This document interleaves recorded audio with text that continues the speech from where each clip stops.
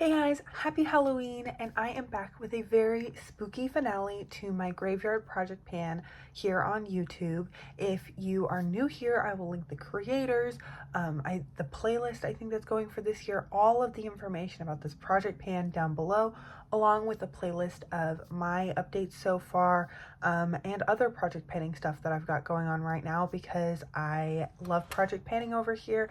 It's one of my things, and I'm just really excited to hop straight into this update. We have 6 products, 3 in each of the categories, Resurrection and Collecting Cobwebs. Actually, I'm not sure if that's true anymore.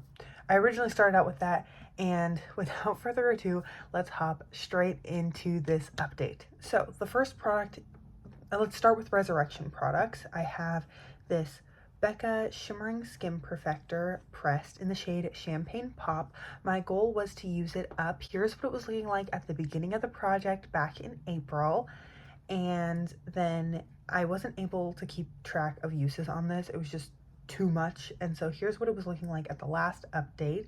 I had so little left, and here is what it is looking like now. I have used this up. That is so insane to me. Yes, I know logically that like the reason I used it up is because I dropped it and it shattered everywhere and very little product actually remained. So of this full pan, I probably actually used like maybe a quarter of it, probably like an eighth of it, which is sad just because this was $40, but choosing to ignore that, I am kind of sad that I got this used up, but I'm also happy because now I no longer have to worry about shattering it.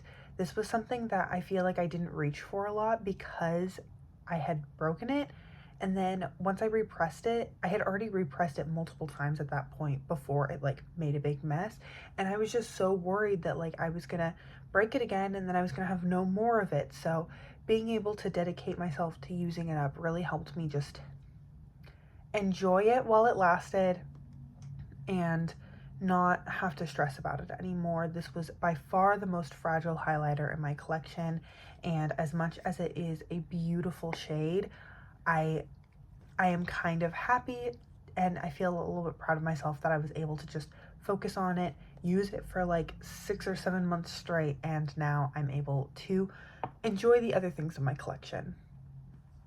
The next product is my Smashbox Cover Shot Matte Palette. This was my Pan That palette for 2023, and I wanted to use up the shade Assistant, which I will show you what Assistant was looking like at the beginning of this project. It already had a hefty pan in it, but I wanted to use the rest of it up. Here is what Assistant was looking like last month. Again, I had just been wearing away at that pan. I was trying to focus on one side of the shadow, and here is what Assistant is looking like this month. I did not reach my goal. This is which is unfortunate, but I got so close. I have so little of this left. I think if I continue using it over the next 2 months, I think I could definitely get it used up by like the end of January or February, maybe even by the end of the year. This isn't a palette that I would necessarily want to like pan in the sense of making it a Pan That palette, but it's really easy to just set it with my everyday makeup because it's so small, and then either throw it in a travel bag or just reach for it when I'm trying to use a specific Pan Those eyeshadow shade, or I'm trying to hit pan on a shade in my Pan That palette and I need one of these just like easy everyday mattes to pull things together. So I really enjoy just like playing with it, which I'm surprised by considering you would think I would be sick of this palette after painting it for a year and then painting it for another 6 months. So I think I'm just going to continue to do that, and then maybe I'll use up that Assistant shade, but it came in really handy because I've also been trying to pan an eyeshadow stick that I'm using as an eye primer, and sometimes it can be just like a lot, and so setting it down with this cream shade helped me use both of those products in a way that I was happy with the finished look. I had already rolled out my Cargo Swimmables shadow stick in the shade Morro Bay, and that was my 3rd Resurrection product for this project.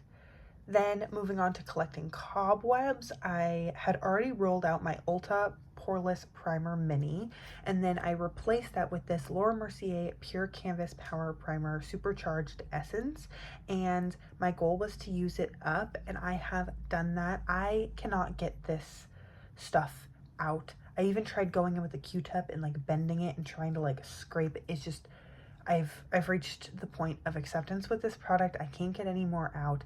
And also like what's left is like, that's like kind of around the dropper is a little goopy. This product should not be in a dropper. That's the last time I'm going to say this. It's too thick. Regardless of that, I do think it was really nice. It didn't always play well with my sunscreen. I started like mixing it in with other products or applying it with a brush, because if I put on my SPF and then I went in and I tried to rub this in, it would usually like mix with my sunscreen and like pill. It was not a great texture, so I don't think I would ever repurchase this, but I'm glad that I was able to use it up. Here's where I was when I rolled it in at my first update, last update, and now it is all empty. Then the next Collecting Cobwebs product is this Maybelline Instant Age Rewind Eraser Multi-Use Concealer in the shade 144, which I was using as a bronzer. My goal was to use it up, and I did. I cannot get any more product to come out of the top, and I do not want to like break this open to try and scrape out what little might be left in there. So this is another empty. Here's where it was when I rolled it in. That was my first update, my second update, and here is my finale. So this is another one that I would not repurchase. I do think it was fine. I just think that like powder bronzer is so much easier to apply, and I'm so much less likely to go overboard. Happy I used it up, will not repurchase. And then next I had the product that I rolled in to replace my eyeshadow stick, my Cargo Cosmetics eyeshadow stick, is this Nudestix Magnetic Luminous Eye Color, and my goal was to use this 10 times, and I did use it 10 times over the past 2 months. This is not my favorite. I think it might be just drying out. As you might be able to see, there's like holes in it. It's separating from the edge of the packaging. And then I think this color is just not quite what I want. It doesn't blend great, so it's kind of been difficult to use, but I did reach for it 10 times. I do think shadow sticks are really easy for every day, and so that's mainly how I reached for it, but there are other shadow sticks that I like much better, that are easier to blend, wear better, don't crease, etc.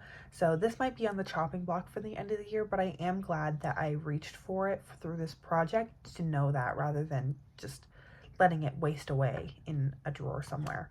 The last product that I have in this whole project is my Cargo Smumbles eye pencil in the shade Lake Como. My goal was to use this 30 times. At my last update, I had used it 17 times, and I used it an additional 13 times since my last update to reach my 30 use goal. So this is another goal hit. As you can see, as I've been trying to apply it, this is kind of dried out. It takes a lot of going back over it to get pigment.